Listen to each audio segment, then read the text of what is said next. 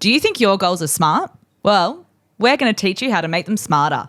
What are meaningful goals? I guess for me, it's nothing fluffy, nothing vague. Well, I think the term goal setting is almost like it loses its meaning a lot of the time in general because it gets thrown around so much where people are like, oh, I've got the goal to do this, or my goal for this month is this, and then something throws you off and it's like there's no actual strategy behind the goal that I think makes it meaningless in a way, and that I think is what really can differentiate a meaningful goal to just a goal that you've set. 100%. And it feels like there's that lack of accountability. Oh, accountability is massive with goals. And it's not even like I need someone there telling me like, you need to do this, you need to do that. It's just I need to subconsciously know that I have communicated and told someone about it.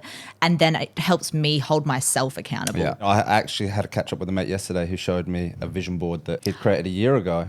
And he'd done this little digital vision board and he had this photo on his phone and he opened it up and showed me all the things that he'd achieved. That's really cool. Yeah. I really like that. I think that kind of ties us into when you are trying to set a meaningful goal, what the first step in a sense would be, which is to have a vision with it. If you don't have a clear vision or a mission or an idea of where you want to take your business in the next 3 to 5 years, it's going to be really hard to set a solid, meaningful goal. Start off with having that vision, being able to actually see and know and put down where you want to get to. And it gives you then the ability to reverse engineer it. Yeah. And to break it into steps. Totally. Let's say our goal is to increase profit.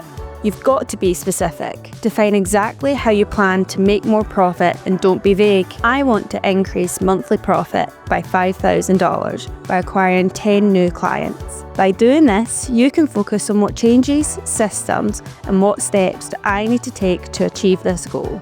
Then you've got to make it measurable. It's so important to track and see the progress that you are making. For example, you could track profits increases weekly and monitor the number of new clients acquired. It can also give you a sense of achievement, being able to see the progress and the small wins towards your goals. Is your goal achievable and realistic? Make sure your goal is realistic given your current resources and situations. Can you really allocate 20% of revenue to marketing campaigns that consistently bring in clients? Or maybe 10% allocation works better for you at the moment. And finally, your goal has to be time-bound. There's a few ways that you can do this. Quarterly, monthly goals, set a defined time frame. Because if you don't, you ain't going to get it done. You'll push it back to next week, the week after that, and the week after that, which equals never. So how do we make these goals smarter? All right, so the E, what does the E stand for? Emily. No, I'm joking. It's all about me. It's all about me, guys.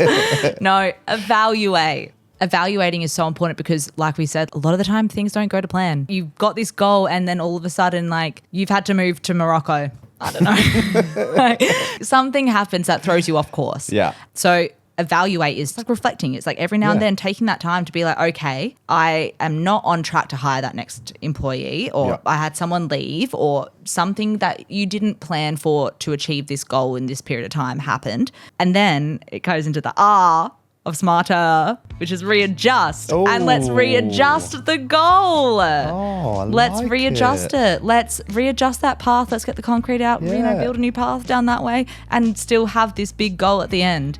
That's cool. Having the evaluate and readjust on the end, I think, allows us to not put so much pressure on goal setting and having that definitive goal that we have to achieve. And if we don't get there, then we're a failure. Yeah. It's like, okay, cool, things happen. Yeah. That's part of life. There's always going to be something that throws you off course, especially if you have a 3 to 5 year goal. Let's evaluate what has gone on that has maybe thrown us off course, or we're still on course. Awesome. Like, we don't need to readjust anything. But if something does, okay, what can we do and what new path can we take, or what things can we add into our plan, or what things can we now measure to make sure we hit this goal in this time frame, and just like build a new path to get there. I like that. What I love about these last two is this is, I think, an opportunity for you to sit down and evaluate together. Yeah. This is where you can really start to dive into, okay, what's maybe not working, what is working, what processes in the business. And the other really nice thing about it is it's taken away that kind of negativity of the potential of failure of a result and making you appreciate the small wins that you're having along the way to kind of get you closer to what that result is. Even if you don't necessarily hit that result, it's about appreciating what you have done and enjoying the journey, I guess.